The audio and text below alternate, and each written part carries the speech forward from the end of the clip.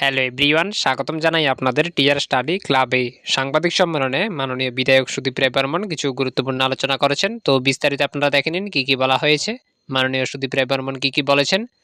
ভিডিওটি শুরু করার আগে আপনাদের কাছে একটাই রিকোয়েস্ট, আপনারা যারা আমাদের এই চ্যানেলে নতুন এসেছেন অবশ্যই চ্যানেলটিকে সাবস্ক্রাইব করে পাশে থাকা বেল আইকনটিকে অলে করে রাখুন, যাতে ত্রিপুরার বিভিন্ন শিক্ষা সংক্রান্ত ও জব সংক্রান্ত আপডেট আপনারা সবার প্রথমে আমাদের এই চ্যানেলে পেয়ে যেতে পারেন। কংগ্রেস এমপিরা ওয়ার্কিং কমিটির সদস্যবৃন্দরা এই সাম্প্রতিক রাজ্যসভায় দেশের স্বরাষ্ট্রমন্ত্রীর দ্বারা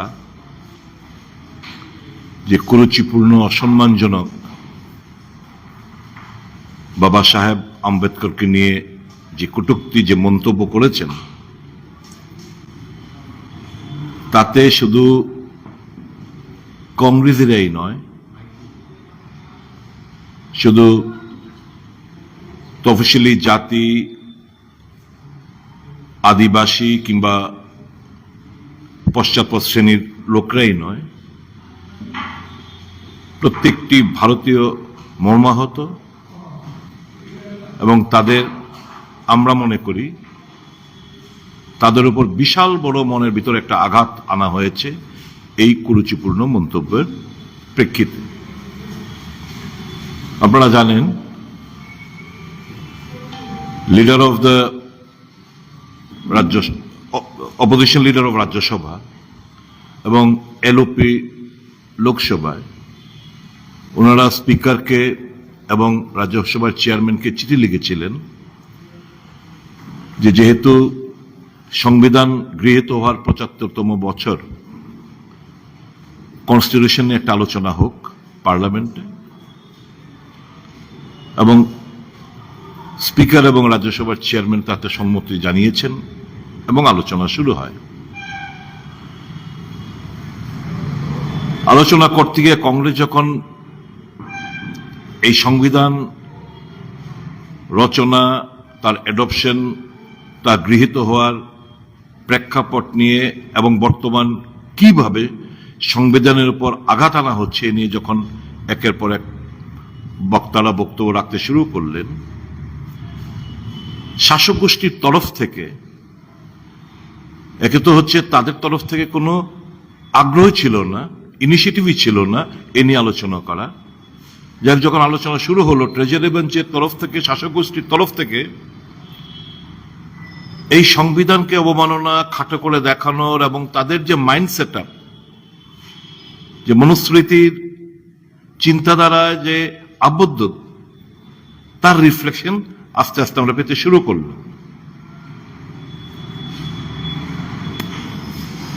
দেশের স্বরাষ্ট্রমন্ত্রী কতটুকু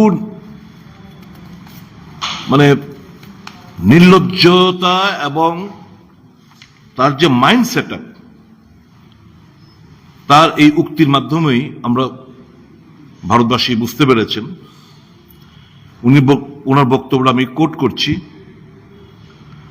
अब एक फैशन हो गया है, अंबेडकर अंबेडकर अंबेडकर अंबेडकर अंबेडकर अंबेडकर, इतना नाम अगर भगवान का लेते तो 7 जन्म तक स्वर्ग मिल जाता।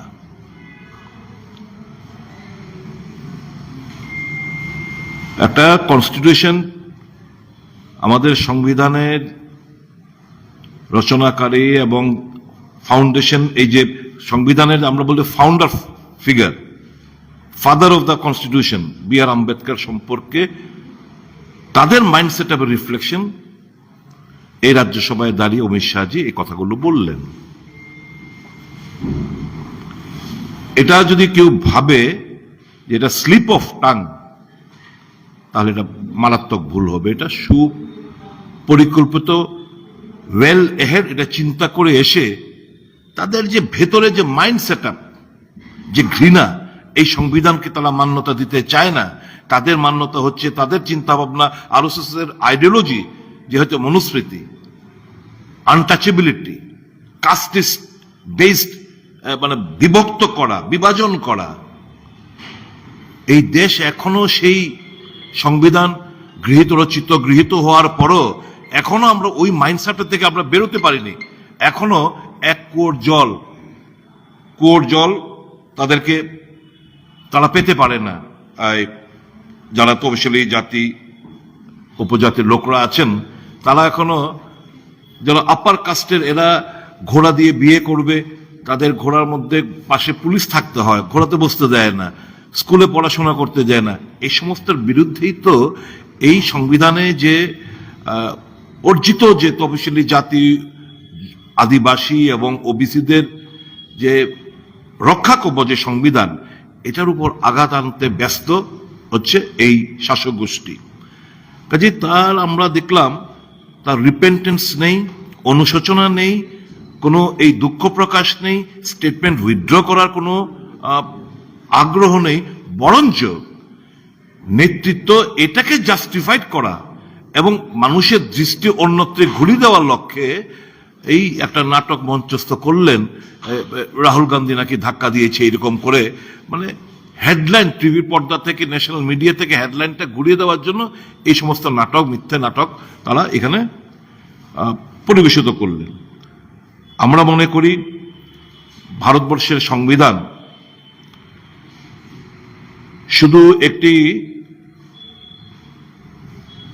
আইনি দলিলই নয়, এটি আমাদের গণতন্ত্রের ভিত্তি এবং প্রতিটি ভারতীয় নাগরিক, বিশেষ করে নিপীড়িত এবং যারা প্রান্তিকদের অধিকারের গ্যারান্টার। এর উপর আঘাত আনা মানে হচ্ছে দেশকে দুর্বল করা, গণতন্ত্রকে দুর্বল করা এবং এই ৭৫তম সংবিধান অ্যাডপশনের যে দিন, যে আলোচনা পার্লামেন্টে দাঁড়িয়ে বাবা সাহেব বি.আর. আম্বেদকরের বিরুদ্ধে এই অপমানজনক বক্তব্য একটাই বার্তা দেয় যে তারা গণতন্ত্রে বিশ্বাসী না, তারা মনুস্মৃতিতে বিশ্বাসী, তারা দেশটাকে আরো বিভক্ত করতে চাইছে, জাতপাতের নামে, ধর্মের নামে করছে, জাতপাতের নামে করতে চাইছে এবং তাদের মাইন্ড সেট আপ, এটারই বহিঃপ্রকাশ ঘটেছে এই অমিত শাহর বক্তব্যের প্রেক্ষিতে। আপনারা জানেন, দেশবাসী যখন কংগ্রেস দলের তরফ থেকে যখন আমরা বারংবার কাস্ট বেস সেন্সাস আমরা দাবি জানাচ্ছি যে ভারত সরকার, আমরা বিভিন্ন প্রকল্প আমরা রচনা করি, মানুষের স্বার্থিত করি, তাহলে তোমার কাছে যদি কাস্ট বেস সেন্সাস না থাকে, কারা পিছিয়ে পড়া ওয়ার্ক, কারা অর্থনৈতিক দিক দিয়ে পিছিয়ে পড়ে রয়েছে, তাহলে তুমি প্রকল্পগুলোর, এই যে কংগ্রেস জামানায় বিভিন্ন প্রকল্প রচিত হয়েছে, গৃহীত হয়েছে, কার্যকরী হচ্ছে,